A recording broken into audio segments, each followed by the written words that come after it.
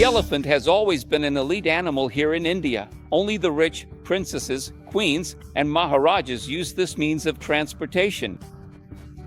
Poorer people used horses and camels. That's why there's a tradition here at Amber Fort of reaching the top by taking an elephant ride. But, as I've learned from many people who have commented on these videos and taught me, we have to try to protect the animals and avoid this kind of transportation, this kind of activity, which is hard to judge, folks, because on one hand it generates income and jobs for families.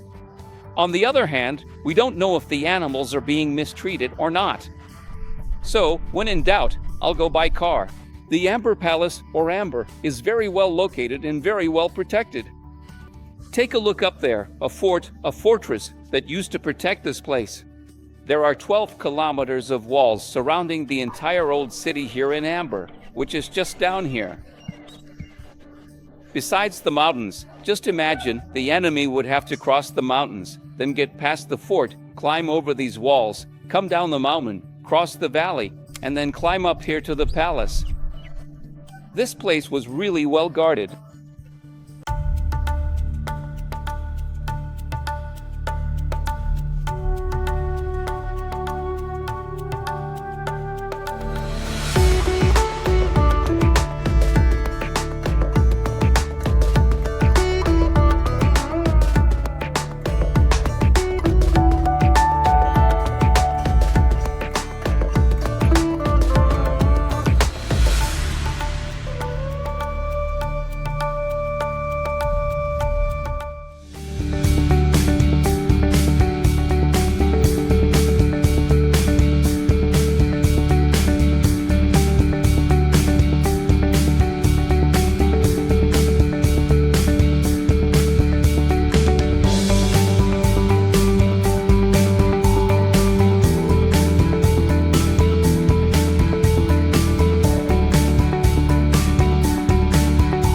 Right at the entrance to the palace, we have a temple in this direction here, which is the temple of the goddess Sheila.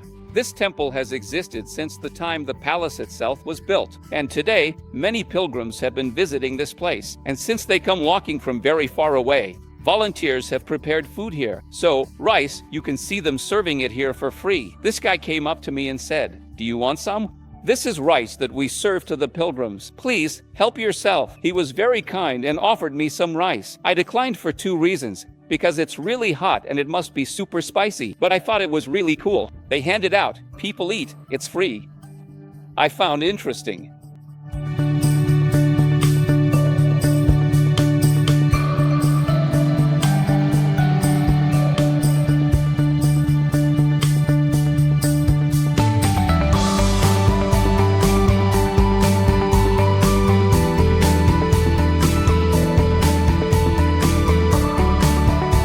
Before entering the palace, I arrive at a place that was important for palaces back then, which was the audience hall. This was the place where the king would stay for a while, listening to the people's complaints. Here, he would make some decisions. So, you see a very spacious and beautiful area. And here all the people would gather, and he would sit and listen to their complaints.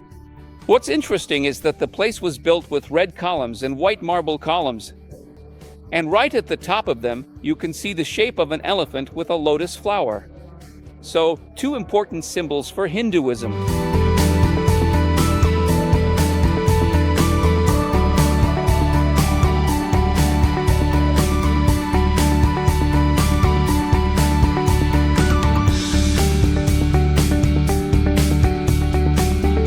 If you're enjoying the video, go ahead and leave your like.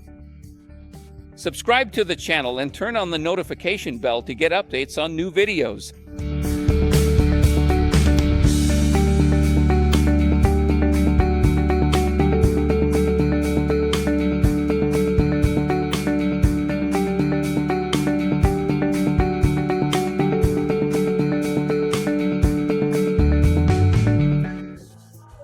This whole part of the palace is called the Palace of Victory, the place where the king held his private audiences. That area was reserved only for members of the royal family and the ministers. But there's a story about a wife of a Maharaja who liked to sleep while looking at the stars in the sky. Since her husband didn't want her to sleep outside, he built this place so she could lie here like this. This ceiling is completely covered in mirrors, and with the candlelight here, it would look just like a starry sky.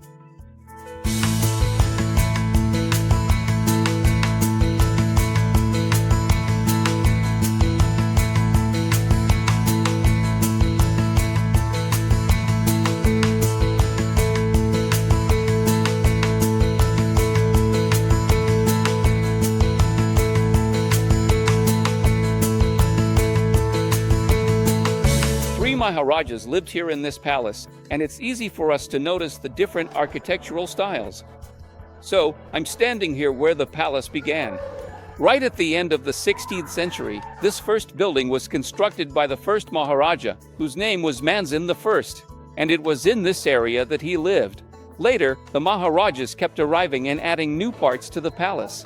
The Hindus developed Ayurveda medicine, which is completely natural. In fact, you can find hospitals here in India that practice this type of medicine. And they also developed the Kama Sutra with its 84 sexual positions. And here in the palace, we can see some Hindu figures, warriors, animals, and if you look closely, right over there, you can spot one of the Kama Sutra positions.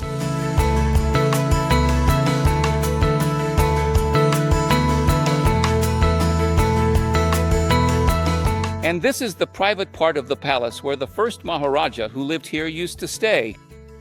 His room was in this area, separate from the other 12 that you find all around this courtyard. Look, just look at this.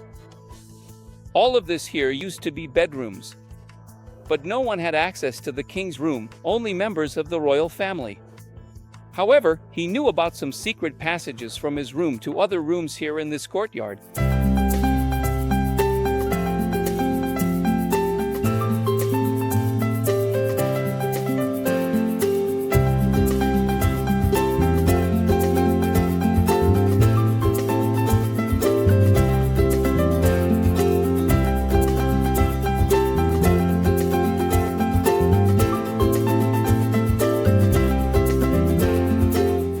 Only soldiers go to war?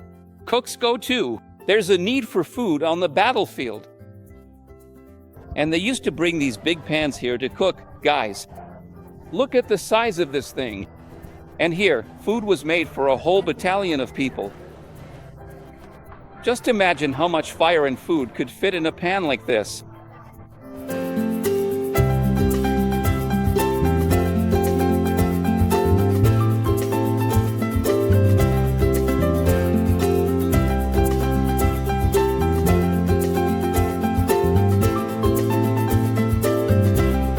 About 2 hours drive from Jaipur, I've now arrived at CHAND Baori Abaneri.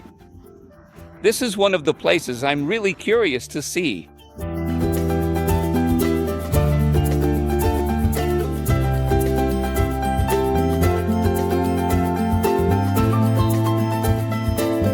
Right at the entrance here, there's a small temple where people come every day to pray.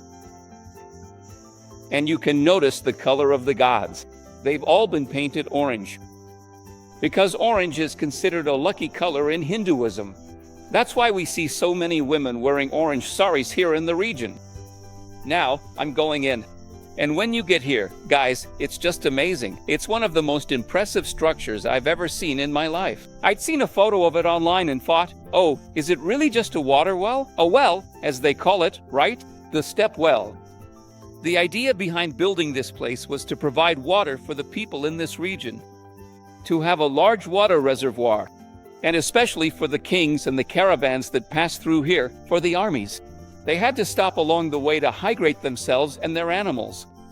The well has 13 levels, is 19.5 meters deep, and 35 meters from one side to the other, forming a big square here.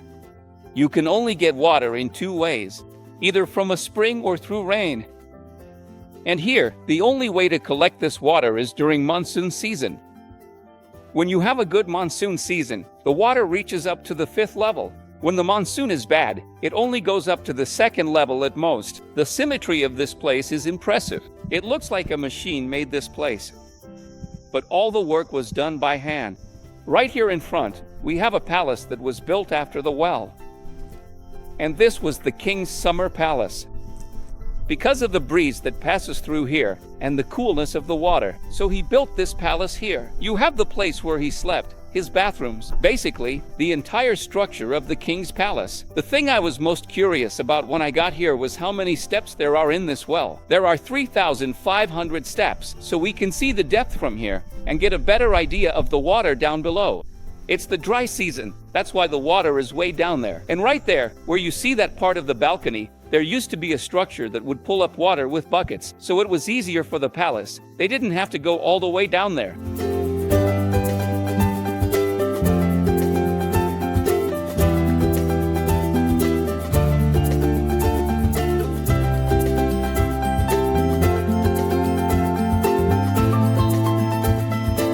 What's also really interesting here is that, as we walk through the corridors, we find some pieces that used to be part of a temple that was right next to this place.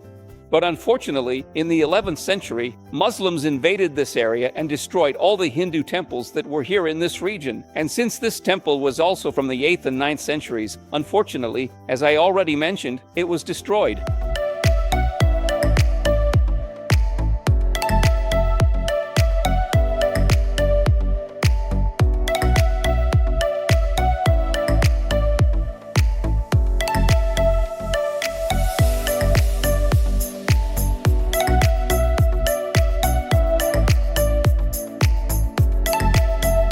Guys, this heat is something else.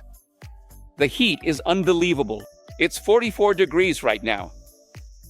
Good thing there's some shade here, because everything is boiling. I'm standing in front of the last sculpture we have here, which shows the face of Shiva. Shiva is the god of destruction, but of the destruction of evil. He has 2 eyes and a third eye right here. This third eye means that when he opens it, everything is destroyed.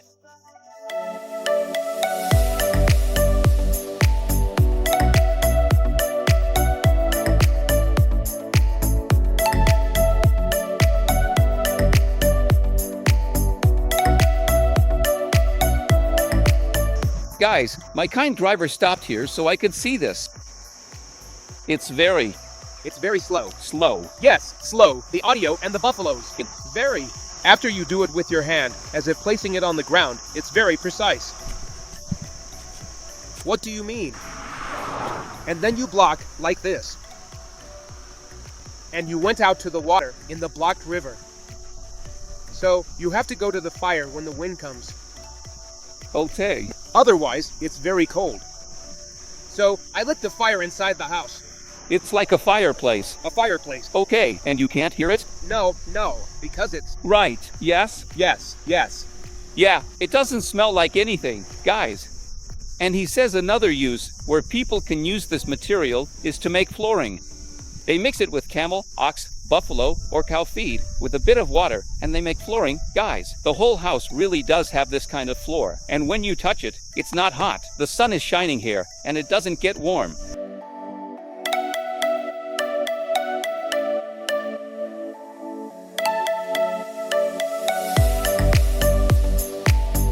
We were still talking about the project, right? This cow and buffalo dung. And he just said something really cool to me. He said this is a gift from God. Because when you build a house with this material, in the winter it stays warm and in the summer it stays cool. That's why this is a gift from God to people. Yeah, in Brazil we'd want a totally different kind of house, right? But that's not the point. The point is how they manage to thank God and see God's provision, God's support in their lives through the little things. That's why it's a gift from God.